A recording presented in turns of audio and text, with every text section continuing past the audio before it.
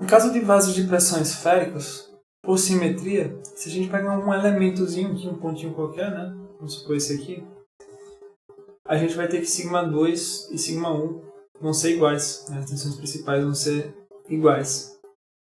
Isso significa que se a gente fosse fazer o ciclo de mol seria um ponto, certo? σ1 igual a σ2, certo? E não importa qual plano a gente observe, né? Se a gente observasse nessa direção, se a gente observasse numa terceira direção, a gente sempre vai observar que as tensões nessa orientação vão ser sempre σ1 e σ2. A gente não teria esse cisalhamento considerando o estado plano de tensão, tá? Então, por simetria, σ1 igual a σ2, então isso independe do plano que a gente está olhando, porque para uma esfera, não importa o ângulo, a gente sempre vai estar observando o mesmo tipo de superfície sobre o mesmo tipo de tensão, certo? Isso porque, internamente, a gente tem uma pressão que é aplicada igual para todas as direções, né? A pressão do fluido que está armazenado dentro desse vaso esférico. Mas a gente não pode esquecer de considerar a terceira direção, certo? Que é o σ3 igual a zero. O σ3 vai ser igual a zero, tá? Vou tentar explicar aqui brevemente porquê, mas vamos supor que a gente corta a esfera e a gente observa ela. Ela tá...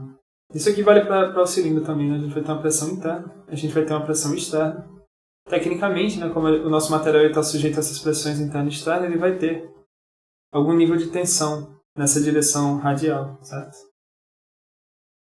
Só que, como a pressão externa normalmente vai ser muito menor do que a pressão interna, o σ1 e o σ2 vão ser muito maiores do que o σ3. Tá? E isso aqui, por conta disso, a gente vai considerar que o σ3 é igual a zero. Se a gente for lembrar lá dos problemas de viga, é semelhante ao fato de que nas vigas, né, a gente não considera o peso da própria viga quando a gente vai calcular o carregamento. A gente poderia considerar, né, que a viga é como se fosse um carregamentinho uniforme por conta do próprio peso. Só que na prática, o carregamento que a gente põe em cima da viga é um carregamento, deixa eu botar em outra cor aqui para ficar mais fácil, vai ser um carregamento que tem uma intensidade muito maior do que essa intensidade de carregamento devido ao próprio peso. Né? Então a gente nem considera o peso da própria viga nos nossos cálculos. É bem semelhante ao que a gente faz aqui com os vasos. Tá? Como a pressão interna vai ser muito maior que a externa, a gente desconsidera que existe um σ3, a gente considera σ3 igual a zero. Então, se a gente for fazer o círculo de mol 3D, a gente vai ter um círculozinho aqui pontual, né? Para σ1, σ2. E para σ1, σ3 e σ2, σ3, a gente vai ter dois círculos coincidentes aqui, né? Esse círculo maior. Logo, a tensão de cisalhamento máximo vai ser o raio desse carinha aqui. Certo? Mas vamos ver quanto que vale σ1 e σ2. Na prática é igual ao caso do cilindro na direção longitudinal, certo? A mesma coisa, a gente vai fazer a mesma conta.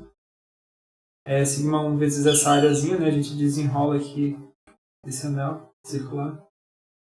E aqui a gente vai ter 2πr e aqui a gente vai ter t. Então a área desse cara vai ser 2πrt. Né? Porque o comprimento desenrolando aqui seria o comprimento 2πr da circunferência. Lembrando que isso é uma aproximação considerando que t é muito pequeno. Essa área vezes σ1 vai dar uma força, e essa força por equilíbrio tem que ser igual a pressão vezes πr ao quadrado, ou seja, a pressão vezes essa área, é a força de pressão. Então a gente calculou σ1 da PR sobre 2T, né? Se a gente fez o mesmo procedimento para o cilindro, então o resultado tem que dar o mesmo. Então a tensão na superfície, as tensões normais, né? As duas tensões principais nessa superfície vão ser PR sobre 2T. E a tensão de cisalhamento máximo vai ser considerando, né, o raio dessa circunferência, porque a gente tem que considerar o σ3, que a gente considera zero, vai ser igual a PR sobre 4T. Tá? Que é a metade disso aqui. Ou seja, como o diâmetro dessa circunferência é σ1, o raio tem que ser σ1 sobre 2, ou seja, PR sobre 2T dividido por 2.